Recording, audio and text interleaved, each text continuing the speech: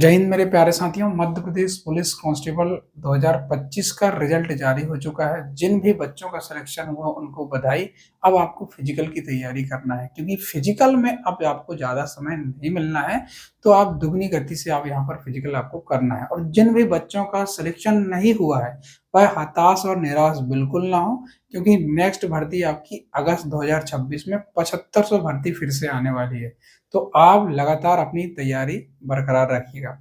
Next अगर मैं बात करूं, जिन भी बच्चों का भी नाम आया है, सिलेक्शन हुआ है, उन पर बच्चों में आपने रिजल्ट में देखे होंगे बहुत सारे डाउट हैं। एक डाउट ये है कि सर हमने जो है ओबीसी कैटेगरी से डाले थे, अनरिजर्व हमारा नाम आया, बहुत सारी कैटेगरीज में है। और दूसरा ये कि आखिर ये 8713 मतलब 8713 रिजल्ट आखिर है क्या, इसके बारे में हमें बताइए। ठीक है, तो आज वीडियो में आपको यही पूरा इसी के संबंध में पूरा वीडियो होने वाला। आप पूरा वीडियो देखिएगा तो आपको पूरा समझ में आ जाएगा।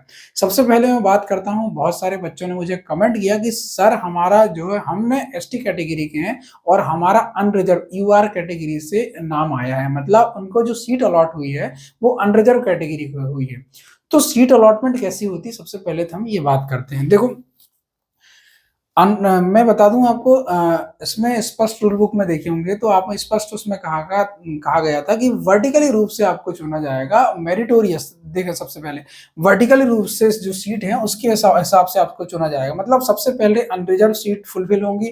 उसके बाद अगर आप नीचे आओगे तो उसके बाद आपकी ओबीसी कैटेगरी, मतलब कैटेगरीज वाइज अनरिजर्व कैटेगरी एक आपने देखे होंगे, एक ऐसी कैटेगरी है जहां पर कोई भी व्यक्ति भाग ले सकता है। मतलब यहाँ पर आपकी खुली प्रतियोगिता है, आप कोई भी कैटेगरी से फॉर्म डालें।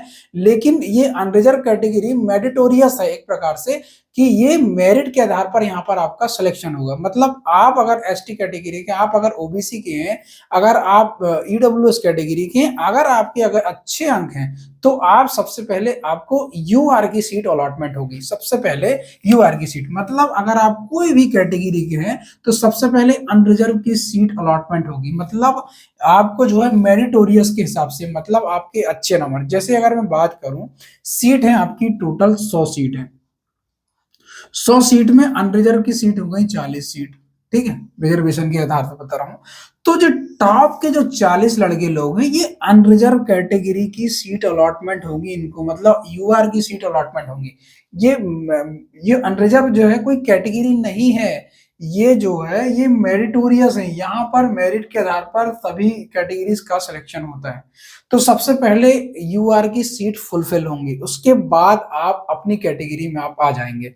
जैसे अगर मैं बात करूं अनरिजर्व की कैटेगरी, जैसे कोई एसटी का बंदा है, तो उन सब अगर यूआर का कट ऑफ अगर पार करता है वो, मतलब यूआर के कट ऑफ से अगर उसके अंक हैं, तो सबसे पहले यूआर की सीट फुलफिल होगी, मतलब यूआर की सीट अलॉटमेंट होगी उसको। उसके बाद फिर अपनी कैटेगरी में वह आ जाएगा। ठीक है, अब समझ में।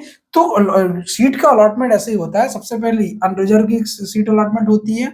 जैसे कोई अनरिजर्व का बंदा है, जैसे कोई जनरल कैटेगरी का बंदा है, अगर उसके अनरिजर्व के कट ऑफ के बराबर अगर अंक आए होंगे तो वह अनरिजर्व से आएगा, नहीं तो वह ईडब्ल्यूएस कैटेगरी का जाएगा। ठीक है, अगर ईडब्ल्यूएस कैटेगरी का कोई बंदा है तो अनरिजर्व के कट ऑफ जैसे अगर अंक उसके आएंगे तो वह अनरिजर्व पे चला जाएगा। मतलब अगर अनरिजर्व का कट ऑफ को वह पार करता है या अनरिजर्व के कट ऑफ को फुलफिल करता है तो वह अनरिजर्व में आ जाएगा, नहीं तो अपनी कैटेगरी में आ जाएगा।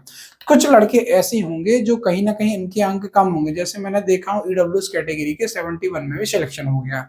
ठीक है, लेकिन ईडब्ल्यूएस में उसको फायदा मिला। अनरिजर्व में देखे उसने कि अनरिजर्व के अकॉर्डिंग इसके नंबर नहीं, अनरिजर्व के कट ऑफ के आधार पर इसके नंबर नहीं, तो वह ईडब्ल्यूएस को सीट अलॉटमेंट हो गई। ऐसे ही एसटी कैटेगरी का आप देखेंगे तो एसटी कैटेगरी का बंदा को जो है अनरिजर्व वाली सीट मिली है। ओबीसी के वाले देखा हूं मैंने, अनरिजर्व वाली सीट मिली है।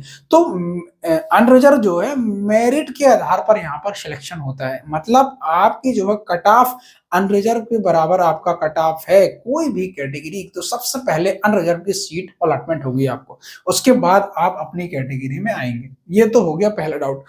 दूसरा डाउट ये है कि सर ये 8713 वाला फंडा है क्या, आखिर कैसे रिजल्ट जो है जारी हुआ है ये, और ये 13% वालों का क्या होगा। ठीक है, देखो 8713 अनरिजर्व और जनरल और ओबीसी कैटेगरी का रिजर्वेशन देने का मामला जो है अभी फिलहाल सरकार प्लस कोर्ट में, दोनों में यह मामला पेंडिंग हुआ है। सरकार क्या चाह रही है, कोर्ट क्या देना, किसको देना चाह रही है, ये समझते हैं हम सबसे पहले। देखो अभी अनरिजर्व कैटेगरी को 40% रिजर्वेशन यहाँ पर आप देखेंगे, 27-13-40%, और अपन ओबीसी को देखेंगे तो 14-13-27% रिजर्वेशन।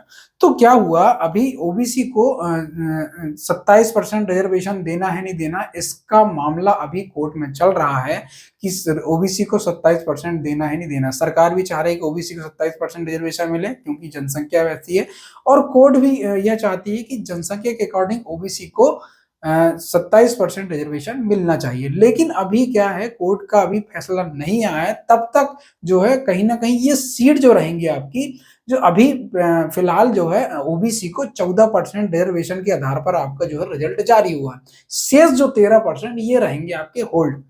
ठीक है, ये यहाँ पर आप देखेंगे, ये देखेंगे आप तो अभी रिजल्ट जारी हुआ 113% पर। ठीक है, देखो बता देता हूँ, 27% अभी जो है ये आप देखेंगे, ये सीटें अनरिजर्व की, अनरिजर्व की आप देखेंगे, यहाँ पर आप देखेंगे तो 27 और 13 मतलब 40% अभी अनरिजर्व को अनरिजर्व का है, और यहाँ पर आप देखेंगे ये 27% आप देखेंगे ये ओबीसी का है। तो ओबीसी का जो रिजल्ट जारी हुआ है ये 14% के आधार पर हुआ, शेष जो 13% जो ये होल्ड रहेंगे भैया।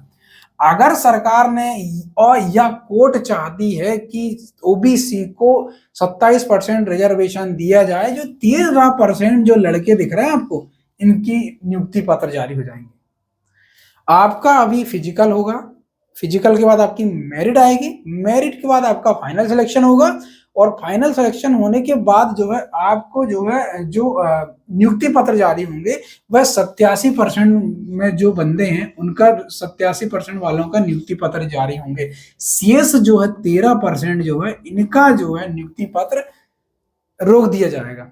जब कोर्ट का फैसला या सरकार का फैसला आएगा कि ओबीसी को 27% रिजर्वेशन दिया जाए, तो ये जो 13% आप देख रहे हैं, ये जो है ये बंदे जो है ये लड़के जो है अभ्यर्थी ये सेलेक्ट हो जाएंगे।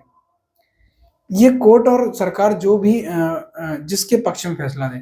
ठीक है, ये जो है 27-13 अभी क्या है, देखो दोनों में अगर कहीं ना कहीं अगर 27% रिजर्वेशन ओबीसी को मिलता है, तो ये जो 13% में दिख रहा है इसमें इसमें सिर्फ और सिर्फ अनरिजर्व कैटेगरी को 27% सीट ही मिलेंगे, 13% जो है यहाँ से यहाँ चला जाएगा। अभी जो है आपका रिजल्ट 113% में जारी हुआ है, ये 27% देख रहे हैं आप, ये 13 मतलब 40% अनरिजर्व कैटेगरी का हो गया, 16 हो गया एससी का, एसटी का 20, और 14 हो गया ओबीसी का, और 13% ये सीट जो अभी होल्ड रहेंगी, ये 13 होल्ड रहेंगी, 10% आपका ईडब्ल्यूएस का, टोटल 113% में जो है आपका रिजल्ट जारी हुआ है। टोटल 59,438 लोगों का यहाँ पर सिलेक्शन हुआ है। अब बात आती है कि 59,000 लोग हो कैसे गए। ये 13% अतिरिक्त, मतलब 113% अगर आप निकालोगे तो आप वो प्लस उसमें जो भी बच्चे का सेम अंक आए हैं, वह बच्चे भी इसमें शामिल हैं जिनके सेम अंक हैं। जैसे 71 में ईडब्ल्यूएस कैटेगरी में सिलेक्शन हुआ है, तो ईडब्ल्यूएस कैटेगरी के 71 वाले जितने भी लड़के हैं सबको बुलाया गया, समान अंक वालों को भी यहाँ पर बुलाया गया है। ठीक है, तो ऐसे टोटल मिला के 59,438 लोगों का जो है रिजल्ट जारी हुआ है। अब नेक्स्ट एक और है कि सर हमारा जो है 13% अनरिजर्व में आया है, कुछ बोलते हैं सर हमारा 13% ओबीसी में आया है होल्ड में, और कुछ बोलते हैं कि सर 13% अनरिजर्व और ओबीसी दोनों में आया है। ठीक है, तो मैं बता दूं आपको, ये जो आप देख रहे हैं 13% अनरिजर्व और ओबीसी, ठीक है, इसका अलॉटमेंट अगर आप देखोगे तो ये 13% वाले जो लड़का है, इसका जो सिलेक्शन जो है अनरिजर्व कैटेगरी के हिसाब से इसके अंक थे, इसमें भी उसका नाम आया है, प्लस जो है ओबीसी में भी इसका नाम आया है। ठीक है, मतलब ये है कि अगर इसका जो है इसका नाम अगर ओबीसी के अनरिजर्व कैटेगरी में अगर कहीं ना कहीं, देखो भाई इसका दिक्कत नहीं है, इसको दिक्कत इसलिए नहीं है क्योंकि ये जो है बंदा अनरिजर्व कैटेगरी में अगर कहीं ना कहीं जिसके पक्ष में भी सरकार का फैसला है, अगर यूआर के पक्ष में अगर आएगा तो इसको यूआर की सीट अलॉटमेंट हो जाएगी, या ओबीसी पक्ष में आएगा तो ओबीसी, मतलब इसको कहीं दिक्कत नहीं आने वाली।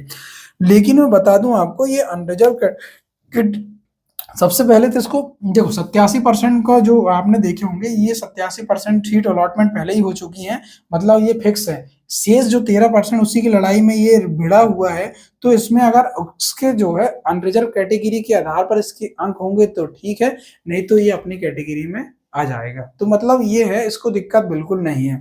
कुछ लड़के ऐसे होंगे जो 13% ओबीसी और अनरिजर्व है, हालांकि देखो इसमें कोई दिक्कत नहीं है, जिनका नाम 13% ओबीसी में आया है, अनरिजर्व में आया, फिजिकल की आप दोनों तैयारी करें। अब जब मैं भी कोर्ट का फैसला या सरकार का फैसला आएगा, जब भी फैसला आएगा तभी जो है आपकी नियुक्ति जारी होगी। मतलब ये है कि आप बिल्कुल परेशान मत हो, और आप तो बस फिजिकल की तैयारी करो, इसमें आपको बिल्कुल दिमाग नहीं लगाना है कि 87 में आया कि 13 में आया। एक दूसरी बात ये है कि सर क्या हम 13% वाले जो लड़के जो है, हम अच्छा फिजिकल करके क्या हम 87 में जा सकते हैं? ये भी बहुत बढ़िया क्वेश्चन है लड़के लोगों का। तो बता दूं, अभी जो लड़के 87% में हैं, वह 87% में ही रहेंगे, और जो 13 में है वह 13 में ही रहेंगे। ठीक है, अब आपका फिजिकल हो जाता है, तब आपके अंक जो है 87% वाले का पता चला, कोई 87%, जैसे मैं लगा लूं अनरिजर्व कैटेगरी कोई लड़का है, 157 अंक है इसके, 87% में इसका फाइनल सिलेक्शन हुआ है ना। और कोई भी ओबीसी 13% जो होल्ड है, अनरिजर्व कैटेगरी का जो होल्ड है 13% में, इसका पता चला 158 अंक आ गए इसके, तो क्या ये बंदे का सिलेक्शन हो सकता है? क्या ये 13% वाला लड़का 87% में जा सकता है? तो बिल्कुल नहीं जा सकता ये, है ना।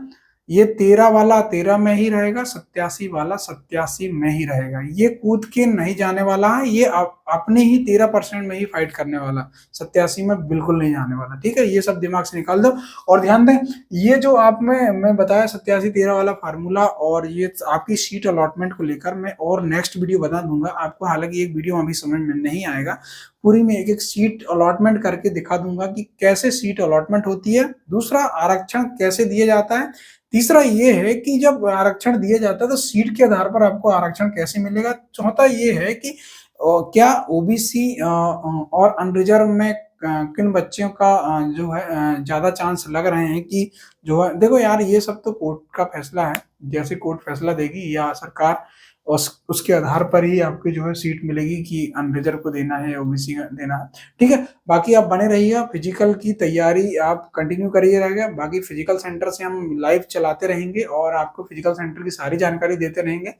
अभी क्योंकि फिजिकल आपका आने वाले समय में होने वाला है, और ध्यान दें फिजिकल आप ज्यादा समय नहीं मिलना है, हो सकता है 25 फरवरी से आपका फिजिकल स्टार्ट हो जाए, या मार्च, किसी भी हालत में पूरे मार्च भर आपका फिजिकल फिनिश हो जाएगा। ठीक है, तो आप तैयारी करें, ज्यादा समय नहीं बचा, सिर्फ 1 महीने फरवरी बस बचा आपके पास। ठीक है दोस्तों, जय जय भारत।